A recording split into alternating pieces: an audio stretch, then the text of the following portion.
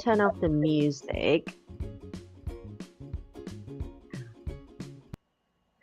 Yep, sorry about that. Hi everyone. Thank you for joining us. So there's two of us now on live. Thank you for being there with us, and do apologize for being a couple of minutes late. So if you're joining us now, then welcome.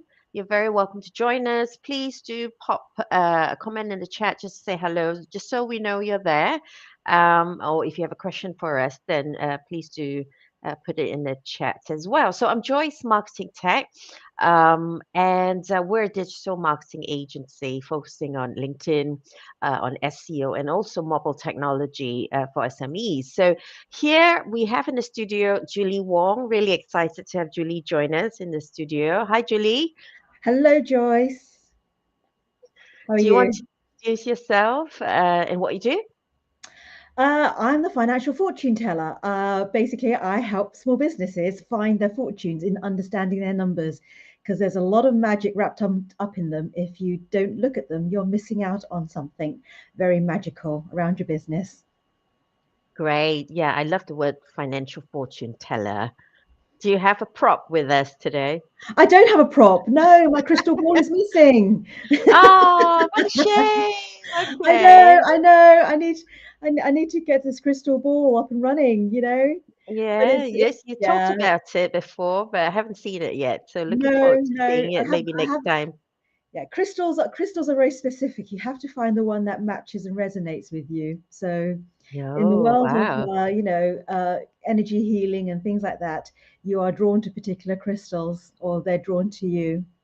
Yes. Yes, I can imagine that. So yeah, so we look forward to seeing your crystal ball next time, definitely. I hope we'll get to see it. Great. So we're going to talk about marketing and lead generation today, aren't we? And I think so. It's good to where finance and SEO and marketing come together because they are probably the most critical skills that you need in running a business, apart from doing your Mhm. business. But yeah, yeah. Yes, of But course. without Yeah. marketing and sales, you have no business. Yes, yes. So we've broken this down into several sessions, and some of you may be aware that we had one with Julie together with Julie and I. We were talking about finance last week. So today we're talking about marketing. So it is a big topic. So we're breaking it down into um, bit by bit. So yeah. So I believe you have a couple of questions for me, Julie, to get us I do, started. I do. SEO is a very sort of specific area of marketing that people tend to sometimes overlook, I think, because they all instantly reach out to, the branding side of things. So, tell me a bit more about sort of what people ought to be aware of and learning about SEO, because I think it's very important that they don't forget about this very important function. Yeah, okay. Yeah, so first of all, before I launch into SEO, I just want to say from a marketing perspective, I think marketing's function essentially is to create awareness of one's business and also to engage, to nurture and generate leads, ultimately retain customers or bring in new business for us. So that's marketing's function. So SEO is just but one part of the marketing mix, as we call it. So it's one what I call a marketing channel, or to the customer's prospective customer's perspective is one touch point, which is your website primarily. So you were asking me about SEO and where does it fit right into overall marketing? Why do we need to consider it, and how will a business benefit from it? So, just like to give you a couple of pointers. Hopefully, that would help people who might be watching this now. I have written a couple of things, so forgive me if I read it off a script because I don't want to miss a couple of important points which I No, want to go raise. ahead. Yeah. So how will you benefit? I mean, where does it fit into marketing? Do we all need it? So when a business has products or services that are proven to be in demand in the real world, we assume that is the case, otherwise it's a non-starter. Then we as SEO specialists will be able to sense check first to see if Right. So we know there is a demand for your product and services in the real world, but is there demand for it in the online world? So we're able to run the data, check the data to see if indeed there would be enough of a demand online. When I say online, I mean primarily in the search engines. To do this, we'll have to do keyword and competitor research first to see what people are searching for, whether that's actually relevant to what you're offering in the real world. So, and by that, we can then determine if it's worthwhile investing in time and your money into SEO at that stage of your business that you're in. So, just to give you an example, certain industry sectors may be very, very, very competitive. And so the overall search volumes could be very, very, very low for your product or your service. That can happen. Or maybe you're selling very low ticket items and there's not enough search and it's overly competitive. Let's just say all these factors come against you. Too competitive, the products are too low price or it's low ticket items, depending what product or service you're selling. Search volume isn't very high. People are not really searching for that, for what you're offering. So it might not be worthwhile in this case to consider investing time or money into SEO because you're not going to generate a decent enough return on investment. Um, so you might want to consider other marketing activities to invest in. It doesn't mean that you don't need a website if that applies to your business. You know, low volume, low ticket items, things like that. It just means that SEO isn't going to be the most effective marketing tactic. Um, yeah, so and also another sign to watch out for is if your business creates content, it has an online presence already. So you're on social media, you're very active, you're writing blog posts, creating lots of videos on YouTube, and you're willing to invest time and money to update all your content.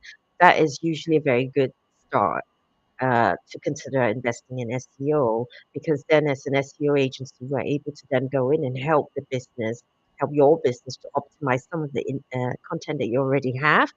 For example, your YouTube channel. If you've got your YouTube channel in place, then you can go in and um, check out keyword searches on YouTube because they can be very, very different. The type of things that people are searching for on YouTube could be very different to what they're searching for on Google. The search behavior is different, the search intent is different.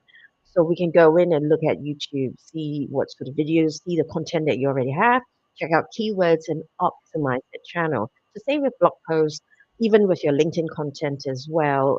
Some of us may not realize that, but with what we put out on LinkedIn, on our LinkedIn profile, that is absolutely searchable.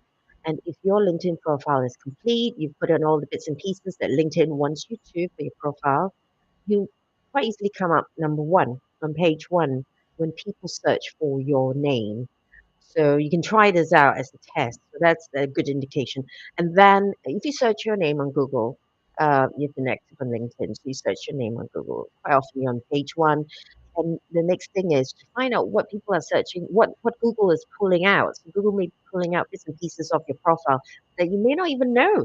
For example, when I searched my profile recently, there was a recommendation that someone recently gave me, and I hadn't expected that. But that recommendation was pulled out by Google, and that popped up underneath my name. That's fantastic. So it's not always the headline summary that comes out. We may think that would be the obvious place that Google will pull information from, but no, it could be recommendations, it could be your services, things that are a bit more hidden, shall we say, on LinkedIn, not easily accessible, but Google can access it and Google will put it out, especially if it's fresh content. So Google So tends to SEO doesn't have to relate to just your website. It relates to all your touch points within Mhm. online essentially. So Absolutely. Yeah, absolutely. YouTube, LinkedIn, Instagram, everything. So that is about optimization as well. But typically, so what other misconceptions do Mm. businesses have around SEO? Yeah, so misconceptions, I think common misconceptions would be businesses may not often realize that they need to have a multi-channel approach. So, you need to be on several touch points, shall we say. So having a website nowadays is good, but people aren't going to come just because you have a website. Let's face it, 20 years ago, they might come if you have a website because that's seen as a big deal. If anyone has a website, then, it is a big deal in those days, but not anymore. So it's just one touch point, a website. So you almost always need to have several touch points. So it could be a social media channels, another touch point. It could be you going out introducing yourself at networking events. That's also another touch point. Um, so I think it's quite important to have these multiple touch points if you're trying to generate leads, you're trying to grow a business, you're trying to get new customers. Unless, of course, one caveat is if you are a well established business and you've already got your referral network in place, your partners in place, you're relying on word of mouth or referrals to generate leads for you, then that's perfectly fine. You probably don't need to worry too much about marketing or investing in lead generation activities. So that's one caveat. The other thing, which is a misconception, is it's quite easy to be tactical in your approach and just jump into the latest new, shiny new object or shiny new campaign that you've been sold to. So someone would approach you, as we get a lot of people approaching us nowadays on LinkedIn, on emails, telling us this is the best thing for us. We need this. This is a campaign that is going to solve all our marketing and lead generation problems. So it's easy to get waylaid and to get distracted into What would you paying for, yeah, these what would things. what would you say to somebody that was a relatively early business, so they're probably Hmm. within the first year of their business of Yeah. starting up? What would you say to a business, and it might be industry specific as well, Hmm. as to with all the different channels, how would they prioritize where to focus their efforts? Yeah, it's quite difficult if it's a startup, yeah, for example. You haven't got any data to rely on.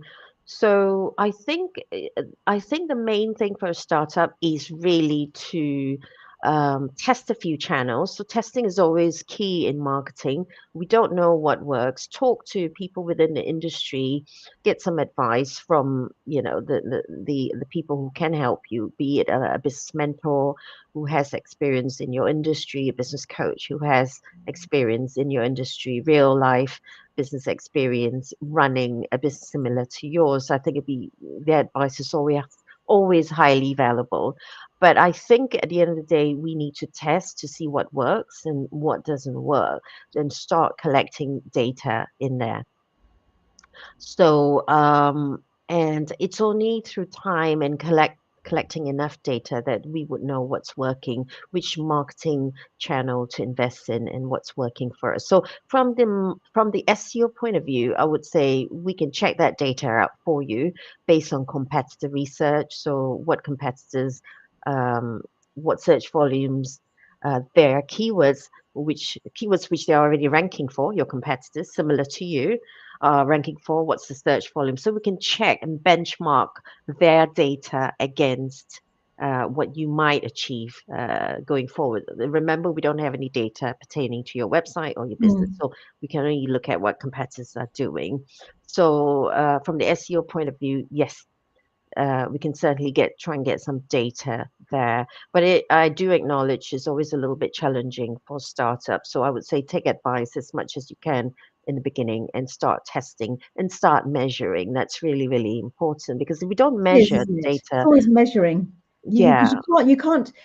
I think the measuring and the assumption behind why you took an action is the most Hmm. important thing. Because if you don't Hmm. understand what your objective was and how Yeah. you don't measure it, then it's very difficult to gauge whether the action is appropriate. So Yes. I agree with you because it's data driven. We've mentioned it before. It's taking the data to make better decisions. Yes, absolutely. So, for example, for a startup, a common priority would be, of course, to want to scale the business, grow the business, shall we say, grow business, start getting new business, getting new leads. So, lead generation is probably one of the biggest challenges for startups and also for small businesses who do want to grow other than just relying on networking, for example. Not singling out networking per se, but for a startup, relying on networking is good, but may not be enough. Chances are it's not enough if you don't have the contacts or the network already in place. you probably would need to consider other marketing tactics. So which one to use really, as I said, it's testing it, getting some advice. um, if you don't test, then the challenges of not testing and getting advice is, we run into generation challenges such as spending too much time and effort on the wrong activities, wasting lots of time, focusing on the wrong thing, and it's not generating the right leads for us or the right business. Another thing is selling. I, for one, I don't know how to sell. I never knew how to sell. I don't have I didn't have a well-defined sales process. And that was a big mistake I made. Because what is the point of generating all the leads as a marketing person, which I know how to generate leads, but then I don't know how to convert those leads. So that's another challenge altogether. Yes. So we very quickly realized that if we don't have the sales skills or the sales knowledge, then that's that's pointless as well, Yes, after generating all the leads. it's a sequence of events, isn't it? You generate the lead in order to make in Yeah. order to make the sale conversion. And so, Yeah. from when I look at it from a financial perspective, I'm just trying to grow the revenue, and Hmm. marketing and sales are two of the disciplines in order or two of the tools that you can use to grow, your revenue. So Hmm. Hmm. it's understanding, what the challenge is behind that. So, generating the right leads. So you talk about testing. What would you suggest would be a good test? So what does it mean when, for somebody who doesn't know anything about, marketing campaigns and testing, what does that look like to someone or a business? Yeah, so if we're talking about, for example, testing marketing channels to see what is working and what is not working, really depends on the business. So testing could be, for example, if you are investing in, if you are going to be spending time on LinkedIn, um, producing content, for example. So when I say testing, I would mean, you give yourself a time frame to work on, say 6 months. You tell yourself, okay, these are the series of steps I need to do to get my LinkedIn profile up to scratch.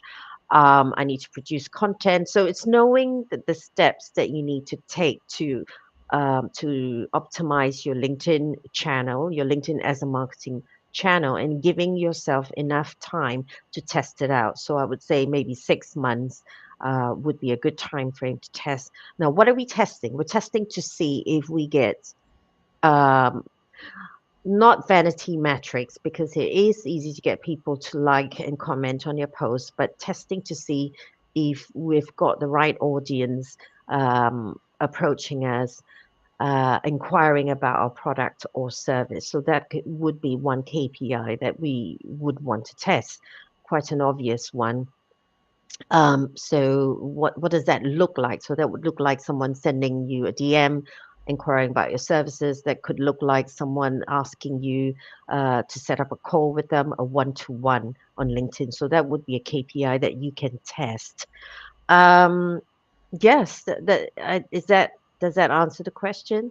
So it depends really what you're testing. Yeah, so I know, Yeah, because I think of testing when you said about testing, I was thinking about, yeah. when people are actually doing actual marketing campaigns and they're testing either the Hmm. copy or the timing or the channel. Hmm. So it's quite interesting to see, how you then start testing things like that. You're comparing one campaign with another campaign, as to the effectiveness of it.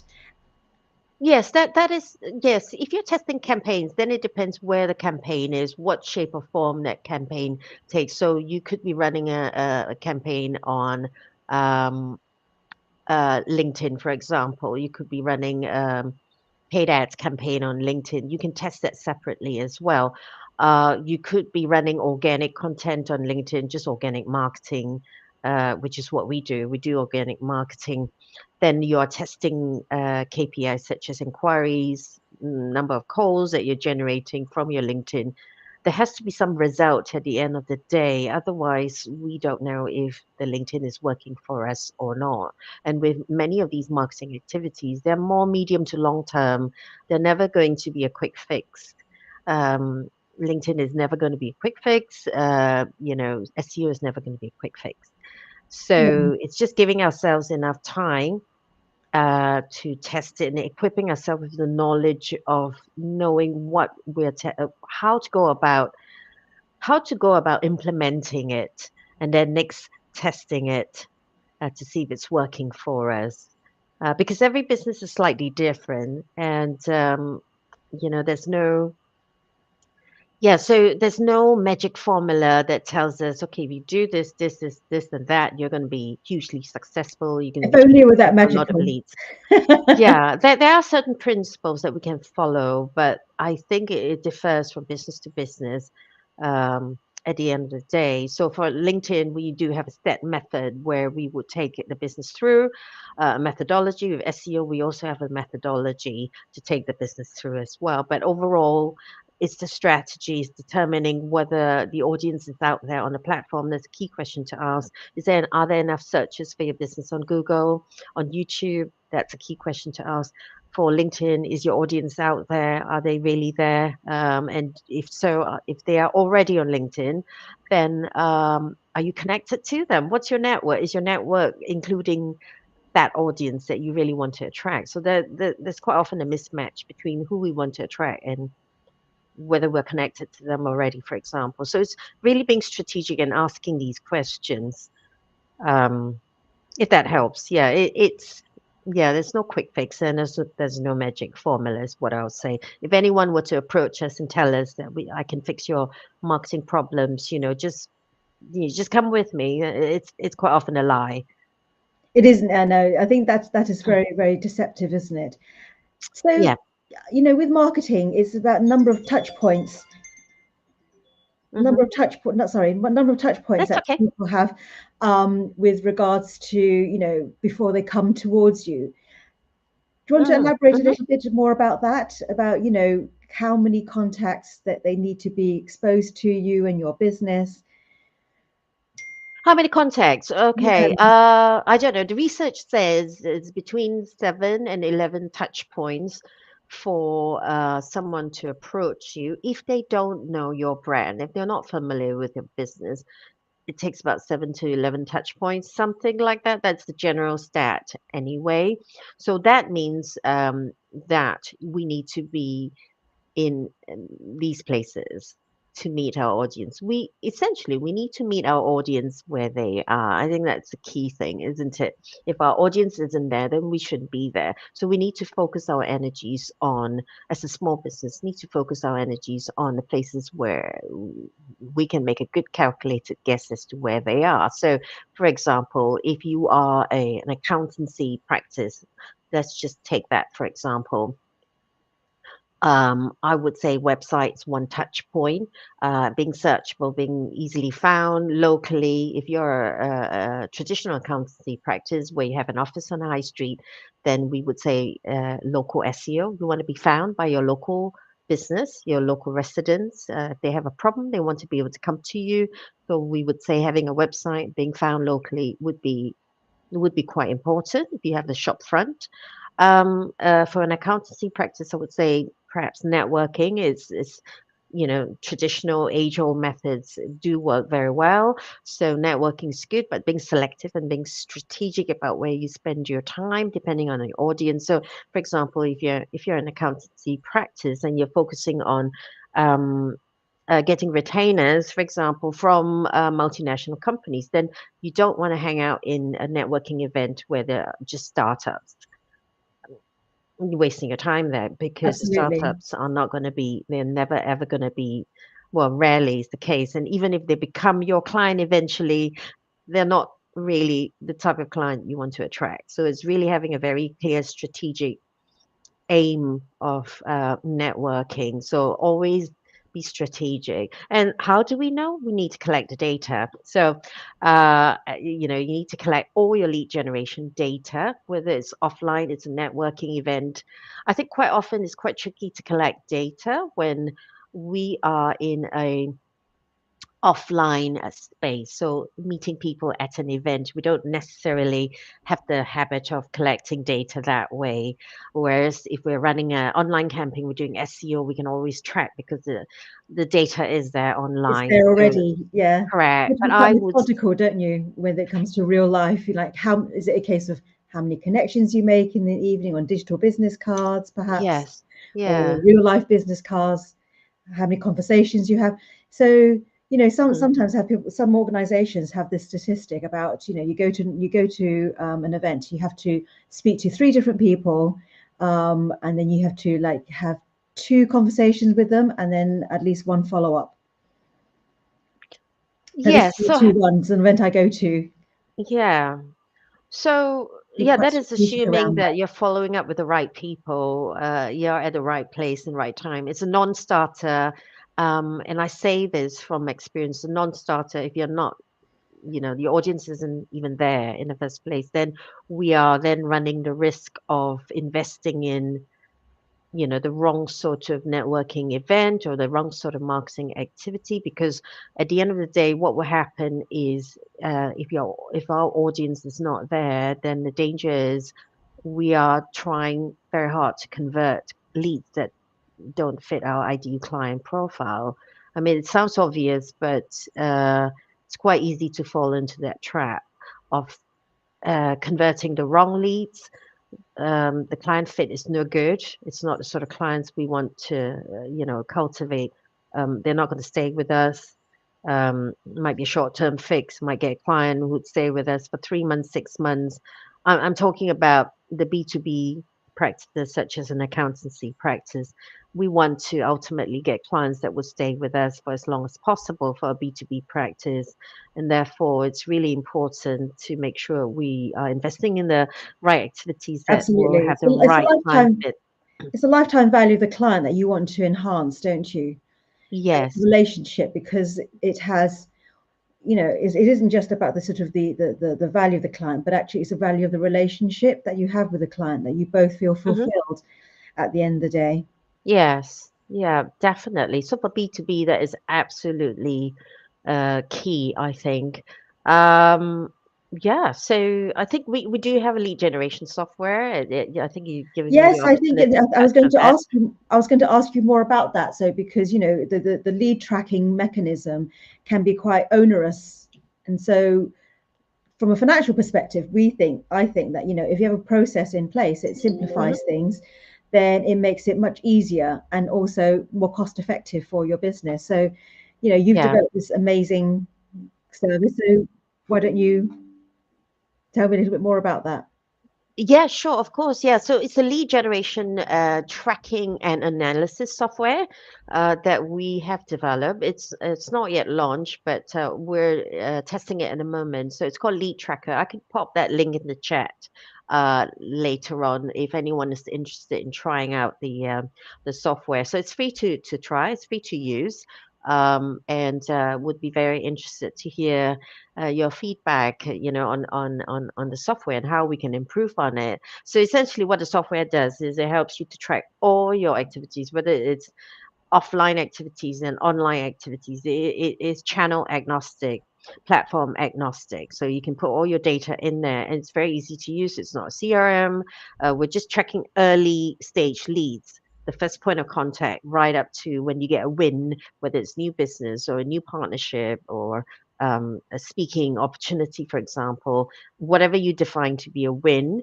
So tracking the journey of that early stage lead from the first point of contact right up to the win. So primarily that's what it's tracking. So it's not a full-blown CRM, so it'll be quite easy to use. Happy to share that with anyone who's interested. Yeah, thanks for asking me No, about I that, think it's Julie. great. I'm all about data because if you can track that data and then that Yeah. data you feed it into if Hmm. you look at your accounts from that perspective and saying, Yeah. how do I grow my revenue, or why am I growing my most profitable client or my most Hmm. profitable product or service? That's really important in terms of growth because that's the kind of data I want business owners to actually start investigating, because if you have that data you can look to see what your growth strategy will be. So it isn't Hmm. collecting data for the sake of data, it has a purpose to drive the actions around growing your Yeah. business. Absolutely, absolutely. Yeah, we want to save time. And I mean, as startups and small businesses, we don't have enough time. There aren't enough hours in a day. So we really need to fast track that learning process, really fast track it with the data that we can collect. without being bogged down by data, inputting bits of data.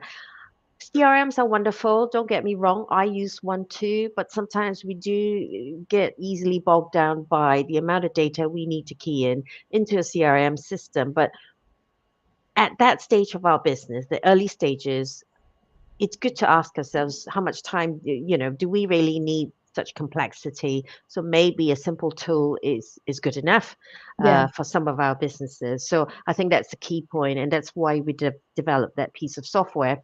Shall we talk about the workshop, Julie? Do you want to mention the workshop? Do we do the workshop? Yes, why Yeah, not? yeah. Shall we talk about it? Yeah. So Julie and I, just before we finish off, just want to say that in an ideal world, and you've touched on that just now, Julie, marketing, sales, finance, we should really work closely together to grow a profitable business. And that's why we have joined forces to hold a 2 hour workshop, and that's going on in June. 25th of June, I think. I'll send the details in a couple of seconds. So we joined forces together to hold a 2 hour workshop to discuss finance and marketing related topics, especially lead generation. So this is a really unique opportunity, which I want to talk about. You won't find a workshop like this easily, not on LinkedIn anyway. I don't know anyone who's doing it on LinkedIn. So there's two people, Julie and myself, coming together. We're each specialists in our own fields, and we're bringing you decades of our own experience distilled Oh, in a two quite the hour decades. workshop. Quite a few decades. I shan't mention how many decades, but yeah. So I would say if this resonates with the audience, if you're watching this right now or you're watching this later, if this resonates with you and you feel that you can benefit from a 2 hour workshop talking about finance topics and also lead gen topics, then we would invite you to come along and join us and have a look at some information that we are going to show you here. So, as a QR code here, which takes you to an Eventbrite page. So, if you want to know more about the workshop we're covering, the 2 hour workshop, then I would urge you to scan the QR code and find out more from us. And if you want to get in touch with us, of course, Julie and I were always available on LinkedIn because we're always there, aren't we, We're Julie? always there. We're becoming, old building bricks of LinkedIn these days. So we are there. Content creators, We are content content creators. creators. We're very much Yes. content creators on LinkedIn. I mean, this is really important. People don't realize that, accountants, typically finance, are reputed to dislike marketing because they spend a lot of money, and marketing dislikes finance because they think they can't do, clipping their wings and can't do things. But Joyce Mm-hmm. and I are not of that thinking. We go hand in hand, with a happy couple, with a happy partnership that basically, chooses to propel businesses forward because they're so vital. Is understanding the data. We're both data geeks at the end of the day, and Mm-hmm. it's important to learn all this in building your business for now and in the future. I mean, the compound effect of learning all these techniques and ways you think about things, it becomes part of your DNA, because everything you do in business has a financial impact. So your marketing campaign will be absolutely hitting your bottom line, either positive or negatively, and being able to understand that is so key to the survival and thriving of your business. Fantastic. So my turn to ask you one question then, Julie, before we sign off. So at what stage would a business need to talk to you, for example, about managing their finances? What is a good time All the to time. I mean, approach the it's subject? yeah, it's knowledge that you acquire at different stages. The Mm-hmm. sooner you know what finance looks like, it's not just a case of, oh, my accountant or my bookkeeper does my annual accounts and you file and forget it. Mm-hmm. No, it's more important. It's understanding how your action every day impacts your finance. And as long as you're aware of that, and then further along the line, you'll think, okay, I'm running my business. It's not being as profitable as it should be. Then you think, okay, I need to learn a bit more. But understanding at the outset what your financial statements, they're the data around the health of your business. And if you don't understand, the health of your business from the beginning, from the get-go, you're putting your business at risk. So you're learning knowledge at different stages. If I told you everything, it would overwhelm you at the beginning. So I drop in the right amount of information, whether you are starting up, then when you are a year older, when you're 3 years old, 5 years old, it's different knowledge at all the way a stage is along. It's a bit like, you have a personal trainer. First of all, you go to the gym and you do very basic training, and then you think, Yeah. oh, I need a bit more information. And so they set you a program, and then you start thinking, I need a personal trainer, and then you need to have a personal trainer with you all the time. So it's a bit like that Mm-hmm. your progress, what you need is different at every different stage. But if you're aware of it, Mm-hmm. you're going to take more positive action around it. Yeah, it's this thing about being aware of it and planning and putting it down on paper, so to speak, um, that would focus our minds on it. Absolutely. It's the magic of actually writing it down and Yeah. actually thinking of it. It's always at the back of our heads, minds, knowing this is important and this is what we need to focus on. So yeah, So absolutely. yeah. It's your goals, but then translated into finance because you measure it then. Because otherwise, your goals, the whole principle of writing down your goals Hmm. increases the chance of you attaining your goals is up by something like 70% or something like that. And Yeah. then enabling you to write down and track your progress of your goals makes a big difference too. So you might have a goal, but you don't want to be saying, okay, my goal is a 12-month goal, and reaching month 10 and reaching month 11 thinking I've put in too much goal to achieve in the last 2 months. It's being able to stage that progress and the actions that you take at every single stage, and be able to manage it and measure it. Hmm. Hmm. Fantastic. Okay. I think with that, we shall end this session. And unless there's something else that you'd like to add, your final parting words, Julie. Oh, my final parting words: marketing and finance, finance and marketing, they go hand in Okay. hand. So, there's a lady I admire, Sophie Cornish. She set up Not on the High Street, and Oh, I heard her yeah, that's speak, and I right. was I was so happy when she said marketing and finance, finance and marketing. You absolutely Ah, need to nail both of those, because people tend to forget what yeah. marketing actually looks like as well. Because, like you say, there's lots of different marketing channels that you need to focus on. So being aware of those and not missing them out. So being aware of them and not taking action on those is very different to being ignorant of it and not taking action on it. And so Hmm. being aware of all the different channels, and then also what that impact then does on the health and wealth of your business as well. So Hmm. goes Hmm. hand in hand. Definitely. We shouldn't approach this in a haphazard way because we'd just be wasting a lot of time Absolutely. Absolutely. if we're not strategic about this. So I think, and I'm guilty of that too. Yeah. Oh, I think we all are. I mean, whilst we all have our disciplines, and we are aware of what we need to do, it comes with a sort of the emotional context that running our own businesses, we don't always implement all the Hmm. stuff because we're far more focused on delivering it for our clients. Yeah, I always say definitely. it's Hmm. impossible to declutter your own home, but I'm very easy to help somebody else declutter. Yes, cobbler shoes. Yeah, unfortunately. So, Yes, okay, yes, beautiful expression. I love that one. Yeah, cobblers have the cobbler worst shoes, don't shoes. they? Yeah, true. So, also, thank you for staying with us. If you're still with us, yes, I can see that the audience is there, although you haven't said hello, so we don't know who you are, but thanks for staying with us. And Thank I'm